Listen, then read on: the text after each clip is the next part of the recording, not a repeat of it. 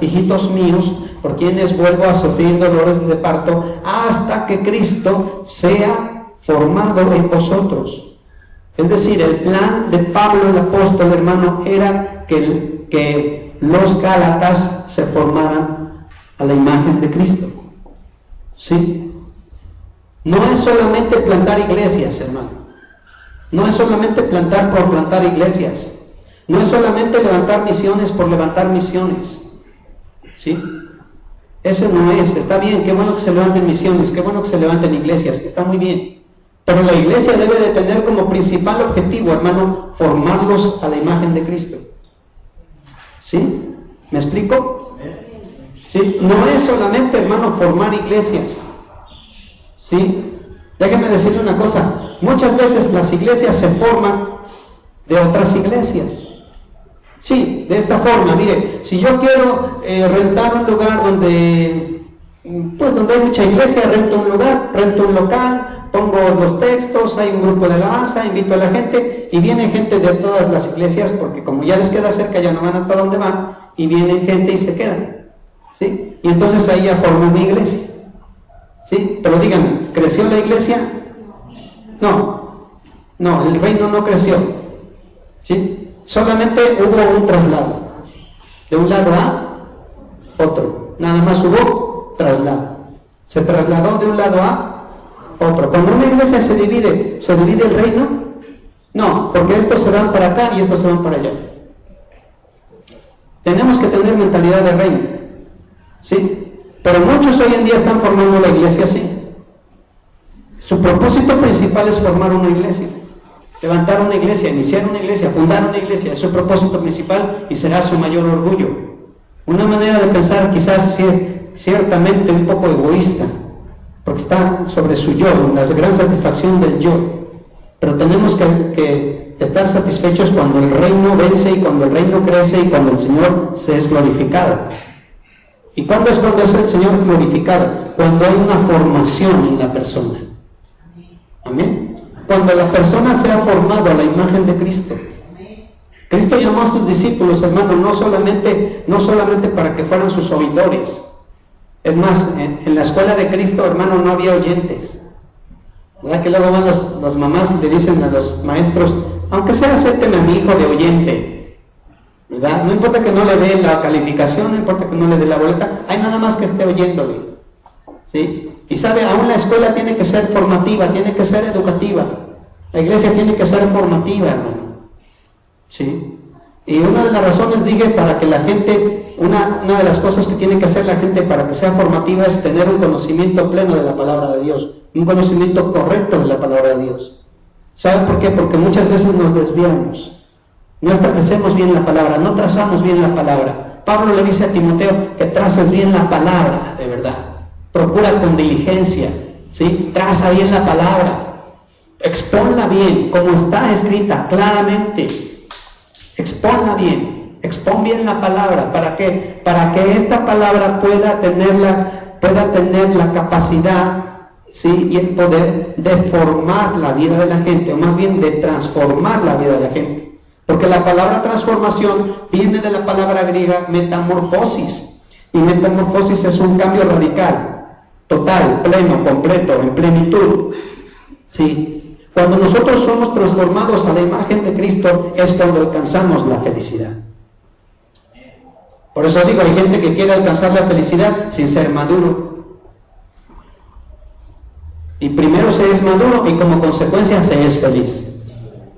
¿Amén? Cuando Cristo llamó a sus discípulos, hermanos, los llamó, pero los formó. ¿Sí? Hay un libro que se llama Jesús el Maestro. Se lo recomiendo, léalo.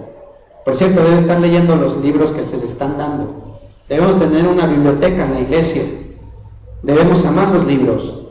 Debemos tener el hábito de la lectura. Tenemos que cambiar de manera de pensar, de mentalidad. Si usted no se renueva su mente, hermano, entonces no hay cambios en su vida, no hay cambios en la iglesia, hay mediocridad, hay estancamiento, hay rutina nada más. ¿Sí? Y tiene que haber, ahora, si el pastor se renueva y en la iglesia no se renueva, algo anda mal. O la iglesia se renueva y el pastor no se renueva, algo anda mal. Tenemos que renovarnos. Tenemos que dejar de ser los odres viejos para poder recibir el vino nuevo que Dios está derramando en este tiempo. ¿Amén? Así es que tenemos que abrirnos a lo que tiene el Señor, hermano, pero comprender de manera eficaz la palabra, porque la palabra es la que nos transforma. Ahora, número 2, primero, hay que tener conocimiento, ya lo dijimos. Número 2, para poder, hermano, cambiar, ¿sí?, tenemos que ser hacedores de la palabra, no tan solamente oidores, sino hacedores de la palabra. Si usted no es hacedor de la palabra, no va a poder tener la capacidad de cambiar, ¿sí? Es más, usted puede pasar 20 años, hermano, en la iglesia y ser el mismo de antes. Y hasta peor, ¿verdad? Porque ahora ya sabe, y ahora ya utiliza la palabra para su beneficio y para su justificación. Y eso es terrible. No hay peor cosa, hermano, ¿sí?, que alguien pase 20 años en la iglesia y que Cristo no sea formado en él. ¿Qué es el plan principal en la iglesia? ¿Formar una iglesia que haya muchos o que sean formados a la imagen de Cristo? Que sean formados a la imagen de Cristo. Y cuando son formados a la imagen de Cristo, déjeme decirle una cosa, esto es atractivo para la sociedad, ¿sí? Y la sociedad empieza a ver y entonces crece la iglesia. ¿Como consecuencia de qué? De que hay cristianos maduros, ¿sí? Entonces nosotros tenemos que apuntar hacia la madurez. Tenemos que apuntar hacia eso, hermano. Pero ¿sabe en dónde está el secreto de la madurez? Cuando Dios nos permite pasar por pruebas y situaciones difíciles de aflicción, de crisis económica, de desempleo, problemas morales, sentimentales, matrimoniales, de iglesia. Cuando tenemos ese tipo de problemas, hermano, Dios nos está dando la oportunidad, ¿sí?, de poder ser formados a la imagen de Cristo. Porque todo el mundo, hermano, quiere resolver su problema. Y es cuando la fe le nace. Y es cuando vienen con el pastor y le dicen, hermano, ore por mí. ¿Por qué me dicen ore por mí? Porque me está diciendo, lo que me está diciendo es esto, ¿sí? Ore para que yo ya no tenga este problema, porque a mí me gustan los problemas. ¿O a quién le gustan los problemas? ¿Quién anda buscando problemas? Huimos de ellos, ¿no? ¿Sí? Pero dígame una cosa, hermano, ¿usted cree que Dios ve así? Es decir, Dios es tomado por sorpresa y de repente usted tiene un problema, una crisis económica y de repente dice, ay caray, mi hijo, es de eso, no había pensado que le iban a quitar su trabajo y ahora ¿cómo le hago para colocarlo en otro? ¿Cree? No. Dios no es tomado por sorpresa, sino Dios permite que pasemos por crisis, por pruebas, ¿sí?, para ver cuál va a ser nuestra reacción. Y en la medida de que nuestra reacción sea positiva, entonces habrá avance de nivel, habrá un escalón hacia arriba, habrá crecimiento, habrá madurez. Pero si nosotros no pasamos la prueba y tomamos una actitud negativa, entonces, hermano, retrocedemos. Lejos de avanzar hacia la madurez y hacia que Cristo se forme en nosotros, retrocedemos. ¿Sí? Es muy difícil que alguien venga con el pastor y le diga, pastor, ore por mí para que en medio de este problema yo aguante. Bueno, al menos nunca alguien ha venido así. Siempre vienen y me dicen, hermano, ore por mí para que ya Dios quite los problemas. Fuchi, que se vayan ya, ¿verdad? No los queremos, hay que sacudírselos. Pablo le dijo al Señor, él no le pidió a nadie que orara por él, sino Pablo le dijo al Señor, Señor, quítame el aguijón. ¿Y sabe qué era el aguijón? El aguijón era un demonio que venía de parte de Dios y que lo abofeteaba.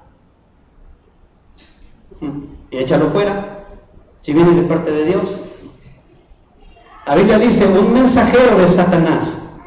Juan Pablo se quedó diciendo, está diciendo puras herejías. No, yo sé que no. Pero sí, así es, mijo. De Corintios se va a saber, el aguijón en la carne. Segunda de Corintios 13 o 14, el aguijón en la carne. Un mensajero de parte de Satanás vino a golpear a Pablo. De parte de Dios vino a golpear a Pablo. Y si Pablo decía, te reprendo en el nombre de Dios, va a decir, pues él me mandó. ¿Cómo me voy si él me mandó? No se iba. Y volvió a orar Pablo y le dijo al Señor: Señor, quítame el aguijón. Y el Señor no se lo quita. Y por tercera ocasión vuelve a orar y le dice: Señor, quítame el aguijón. Y le dice: te basta mi gracia, porque mi poder se perfecciona en tu debilidad. Yo quiero que tú aprendas algo. Todos los problemas que se nos vienen encima es porque Dios quiere formarnos. Quiere no tener problemas, fórmese a la imagen de Cristo. Y enseñe a otros. Y no tendrá problemas. ¿Sí? Porque los problemas que le vienen, para usted ya no serán problemas.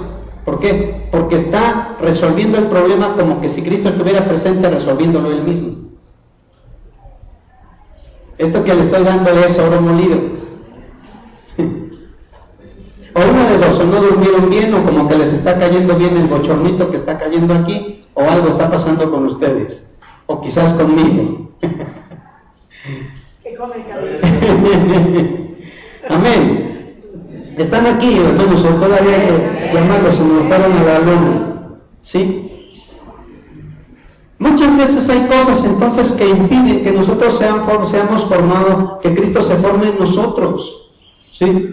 Y esas cosas que impiden que Cristo se forme en nosotros, hermano, ya lo dijimos, es la falta de conocimiento. Si usted no tiene conocimiento de la palabra, usted no va a saber qué hacer. ¿Sí? ¿Cuánto conoce? ¿Cuánto ha sido formado? Número 2, si usted toma una actitud negativa ante un problema, hermano, si toma una actitud negativa ante un problema, hermano, lejos de crecer, se va a ir a la ruina espiritual. Hay gente que hoy en día no está aquí, ¿sabe por qué? Porque dice: me vino un problema y eso que yo busqué del Señor, y eso que yo creí, y eso que yo confesé, eso que yo me bauticé, eso que yo recibí el don del Espíritu, me vino un problema, ya mejor yo no quiero saber nada. Ya dije que la voluntad de Dios no es precisamente que usted sea feliz, sino es que usted sea maduro, para que cuando venga la felicidad, entonces usted sepa recibir la felicidad con madurez. Amén. Sí, pero esas son las cosas que impiden que Cristo sea formado en nosotros. ¿Sí? Ahora, observa una cosa, hermano, yo aquí le voy a soltar algo bien importante, por eso póngame atención, no se me duerma, si quiere échese agua fría, o su vecino que vaya y que le traiga tantita agua y que le eche agua fría en su cara. Pero mire, le voy a decir algo.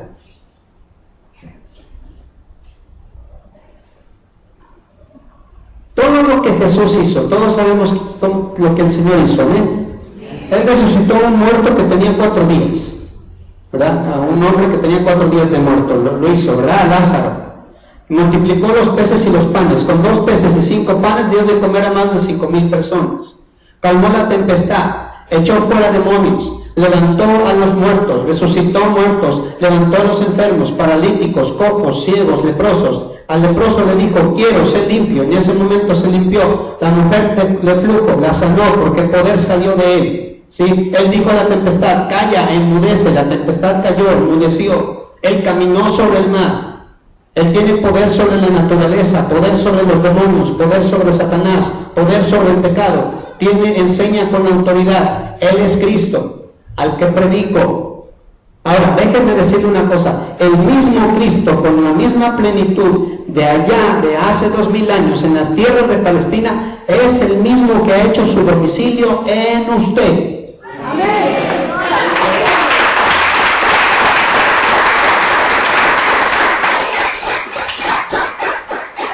Vaya conmigo a Efesios 3:17. Efesios 3:17. Si lo tiene, léalo, por favor. Y si es de las personas que tardan 1 hora en encontrar